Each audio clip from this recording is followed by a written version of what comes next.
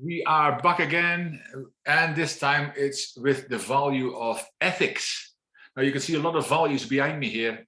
We've got nearly around about 50 of them, and I'm going through them all. There is probably by now nearly 40 on the value in the values-based living series, and I will go through them all another couple of weeks. But the value of ethics, another amazing one. See, without civic morality, communities perish. Well, that's powerful. Without personal morality, their survival has no value. And that's by Bertrand Russell. How powerful is that? We need it. We need it as communities will perish. But if we have no more personal morality, it does not matter, because there is the survival has no value anymore. And that is a dangerous situation we're in around the world right now. And I can talk about it for a whole day and more, but I don't want to. I touch on it every now and then, and that's just me getting excited about the power of these values, because where there's hope in the future, there's power in the present. The power in the present comes from the values we integrate into our daily lives. And how do we integrate them? We become more aware of them, because we don't teach them. We're only messengers, and I call it the reawakening of the awareness. And if we become more aware, we've got choices to make. That's why so many people don't want to become aware of what's going on, and they just follow guidelines because it's easier than having to make choices. But that doesn't make it right.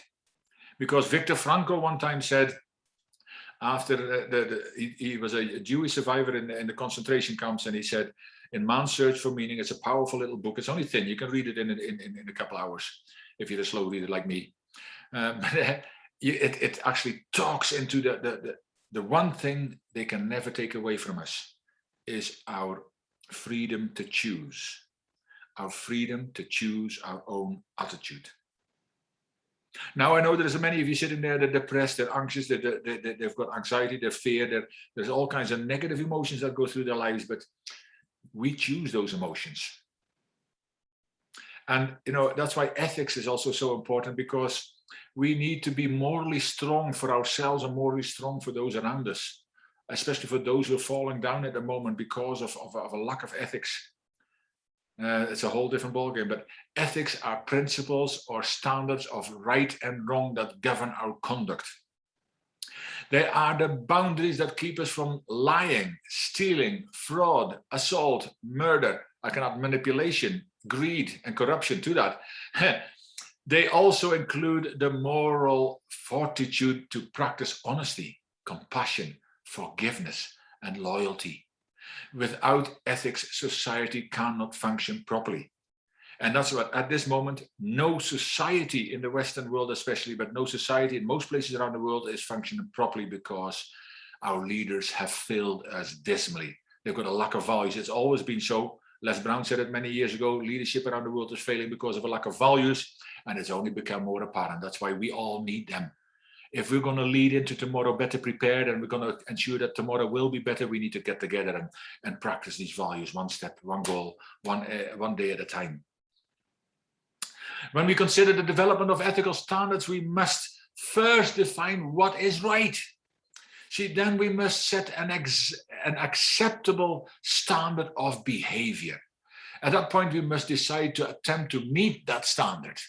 So I always say to people, when people are nasty and down, they call you names and they do things really badly, then I say, but don't look at the person. It's their behavior, because I think every person, even though I feel sadly and badly about some people, especially in leadership, but every person I know is inherently good. We were born like that.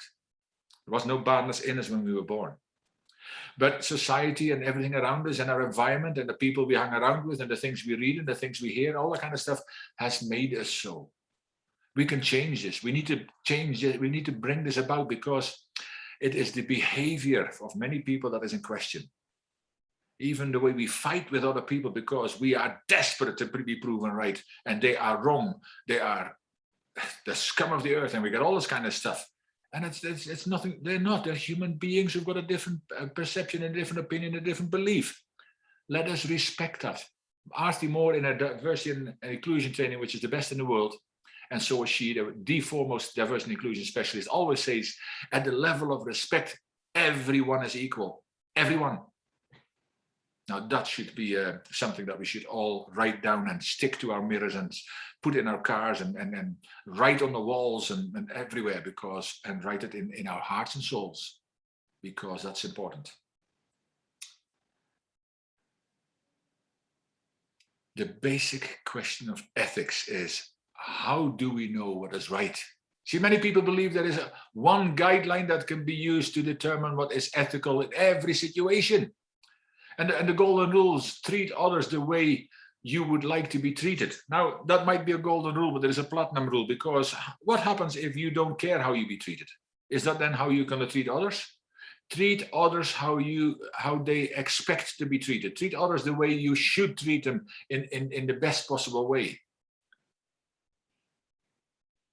That is important, regardless of what they do. See, Arthur says another thing about respect, and I've mentioned it in the value of respect, which is, I think it was number 7.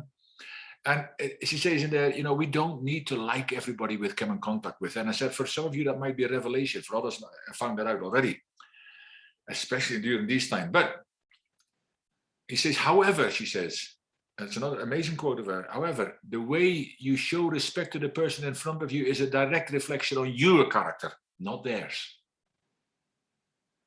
Now, that is the powerful thing.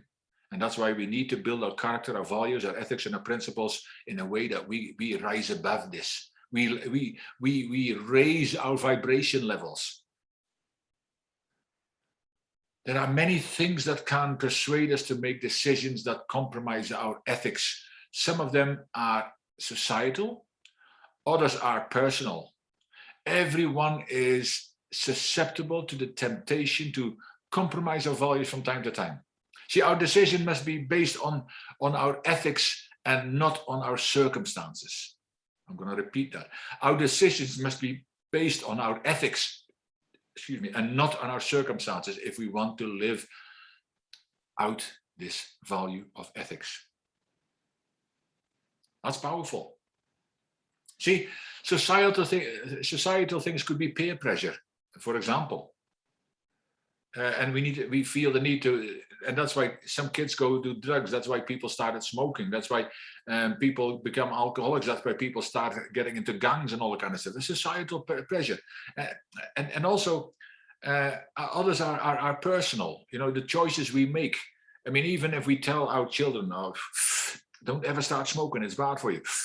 Walk the walk and talk the talk," because people do what you do, not what you say. If you haven't found that out by now, that's the truth. So don't expect others to do something different when we are not walking that walk. That's what I'm saying. And society, I mean, it's also something, and ethics is simple as, if you can only drive 60 kilometers an hour and you drive 90 and you get caught by police, don't get angry with the police. Get angry with yourself because you didn't follow those boundaries, the guidelines and the ethics laid down. These are all different lines that are drawn. And because if there was no, we're talking into a different value very shortly, but if there was no guidelines and boundaries and all these kind of things that we need to follow, this world would be crazy. It's just enough to keep a little bit of fear, and then we make choices not to follow them. Choices have got consequences. Good choices, good consequences. Bad choices, bad consequences. And we can teach our children that at the youngest possible age, because they soon know what that means. And if they can stick to that, then and when they make choices, they know.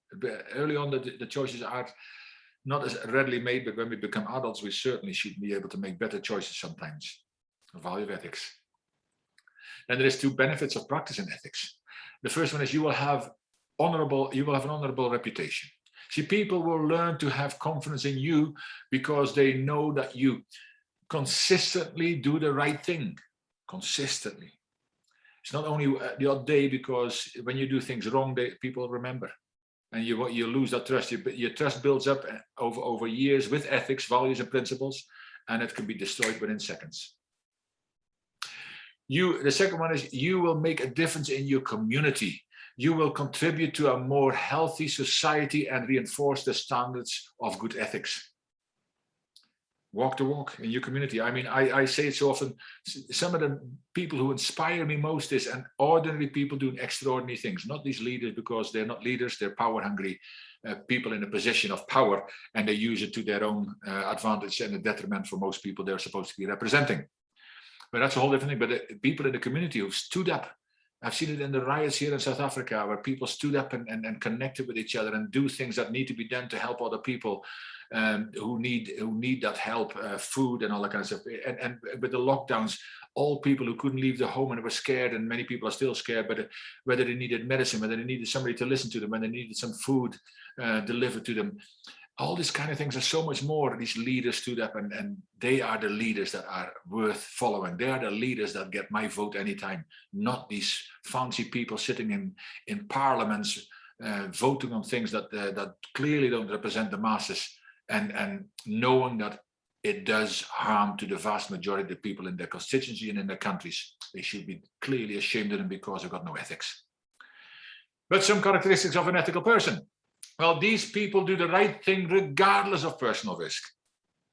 When the pressure is on, they demonstrate their commitment to living according to their values. What is your value system? How are you living by your values? What are certain values that you would never compromise on? It's worth kind of finding out.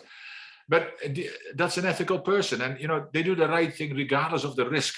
That means people who are at the moment doing things that like injecting, knowing that it's wrong, and they still do it because of a monetary incentive, or that's also wrong all by itself.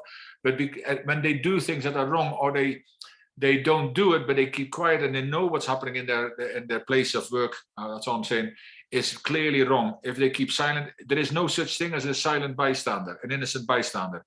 If you don't stand up for what's right, and you're not part of the solution, you're part of the problem. That's all I'm saying. And your ethics are clearly in question.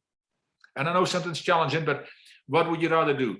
Ensure that so many people suffer, or that you might lose your job because you speak the truth? There's more and more people beginning to speak the truth, and yes, many of them are losing their jobs. But you can't all lose your job, because eventually the system will collapse and they'll need to take you back. And they will take you back when the truth all comes out. That's all I'm saying. But stand up, people. Stand up for what you believe in. Stand up for what you know is right, regardless of personal risk. And then the second characteristic of an ethical person is these people value the freedom and rights of those around them. They do their best to honor and respect other people. Now, how's about that? I don't even want to say any more about it. You know what I'm talking about. 2 steps to follow. Some steps to follow to become more ethical. And the first one is define your values and align your priorities. Now, I just talked about that. What are your values? What do you value? Honesty, integrity. It might be different kind of values. That you value time with your family. It values your free time. It might value one of your, maybe your laptop or computer is high on your value list. But write it all down. What are your values and how can you align with your priorities? But here we talk basic human values. See, acting on your beliefs ensures that you will act with integrity. There's that word again. Do not allow conditions to determine your actions when making tough decisions. Like peer pressure, like maybe you lose your job if you make the right decision. What will my friends think? No, it might be a tough decision, but do the right thing. And you'll know what the right thing is, whether you do the right thing. That is where this comes in. And if you define your values and align with your priorities, you will start doing the right thing more often. See, we can't change what's happened in the past, but today is another day. Let's get together and let's go and do this. Then the second one is run from temptation. See, if you know that you are susceptible to a situation that would entice you to cross an ethical line, remove yourself from harm's way. Now that's, again, a powerful step to follow. And sometimes you might be in a group, like as a young person, you might be in a group that you know they're going to do something bad, like maybe a crime, they're going to commit a crime like looting, or maybe they're going to commit a crime like beating somebody up, or drugs or whatever. Be strong enough, at any age, be strong enough to walk away from there. Don't go back to that group.